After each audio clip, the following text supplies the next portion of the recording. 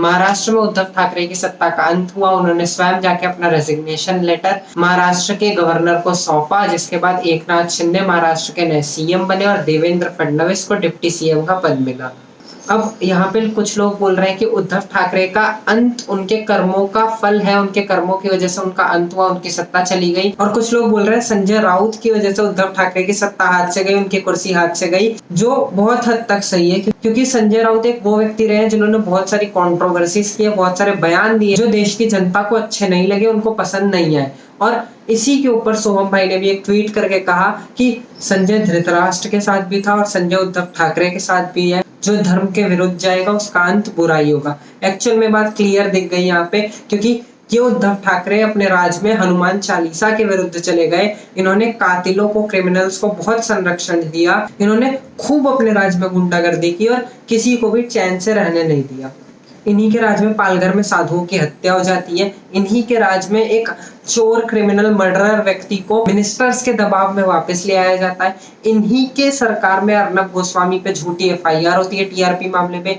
इन्हीं के राज में अर्नब गोस्वामी को आतंकवादियों की तरह सुबह 6 बजे घर से उठा के जेल में ले जाया जाता है। और इन्हीं के राज्य में सुशांत सिंह राजपूत की और दिशा सल्यान की बेरहमी से हत्या हो जाती है। हत्या तो छोड़ो, इन्हीं के लोगों पे आरोप लगाया जाता है कि सुशांत सिंह राजपूत की हत्या में उनका हाथ है, दिशा सल्यान की हत्या में उनका हाथ है, और ये पूरी तरीके से उन क्रिमिनल्स को बचाने का प्रयास कर रहे थे। और सुशांत सिंह राजपूत का केस तो एक वो केस रहा है जिसपे इनके मिनिस्टर्स कह रहे थे कि कुछ भी हो जाए सीबीआई नहीं बैठने देंगे, मुंबई पुलिस बहुत अच्छी जांच कर रही है। जिसके बाद भी जनता लड़ी, जनता बोली, आवाज उठाई और सुप्रीम कोर्ट से सीबीआई को अनुमति मिली इस केस की जांच करने के लिए। लेकिन उसके बाद भी हमें सीबीआई के द्वारा कोई रिजल्ट देखने को नहीं मिला, कोई चार्जशीट देखने को नहीं मिली, जबकि सीबीआई तो इस महाराष्ट्र गवर्नमेंट के अंडर भी नहीं आती थी। सीबीआई तो एक इंडिपेंडेंट एजेंसी थी, जिसके बाद भी वो चुप रही, जिसका रीजन कुछ लोग देते हैं कि सीबीआई पे बहुत प्रेशर है, सीबीआई बहुत दबाव में है।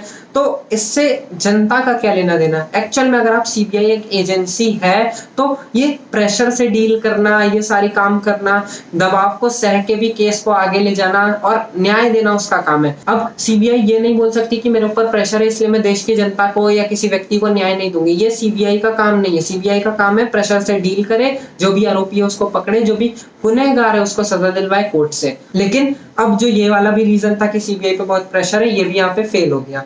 जिसके ऊपर सोहम भाई ने भी ट्वीट करते हुए लिखा कि अब कोई बहाना नहीं चलेगा कि औरंगजेब सत्ता में है और बेबी पेंगुइन को बचाने का प्रयास कर रहा है। अब पावर बीजेपी के हाथ में आएगी और सीबीआई को एक्शन में आके सुशांत मामले में न्याय देना होगा।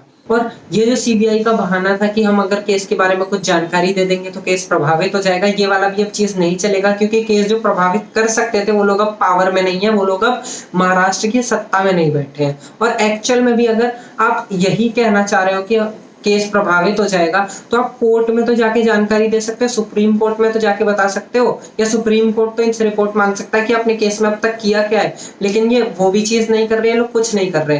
तो क्या सीबीआई इस केस को जिया खान वाला केस बनाना चाहती है? अब जिया खान वाले केस में इन्होंने क्या किया था, हमेशा यही बोला था कि जब तक जनता बात कर रही थी कि हम चीजें नहीं बता सकते, जांच प्रभावित हो जाएगी। और जब जनता ने बात करनी कम कर दी तभी उनकी मदर के पास जाके बोल दिया कि हमारे ऊपर प्रेशर है, हमको सब पता चल चुका है, लेकिन हम कुछ नहीं कर सकेंगे। और जिया खान का केस, इसमें ये अपडेट है कि सूरज पंचोली जो कि प्राइम अक्यूज्ड है उस केस में, वो अब कोर्ट में जाके ये मांग कर रहा है कि जिया खान की मदर के खिलाफ एक अरेस्ट वारंट इशू होना चाहिए, क्योंकि वो हियरिंग को डिले करवा रही है। ये किसकी किरकिरी हुई, सीबीआई की, लॉ की, कि सूरज पंचोली जैसा व्यक्ति अपने पैसे और पावर के दम पे गुनाह करके भी बच गया। ये एक्चुअल में बहुत ही शर्मनाक है हमारी एजेंसीज के लिए, हमारे लॉ एंड ऑर्डर के लिए। बाकी सुशांत वाली सीबीआई को एक्शन में अब आना चाहिए और कुछ ना कुछ तो बताना चाहिए कि हम करना क्या चाह रहे हैं।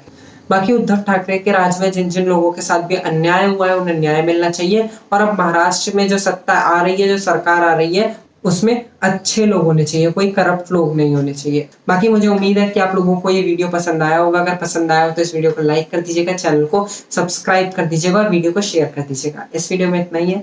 जय हिंद।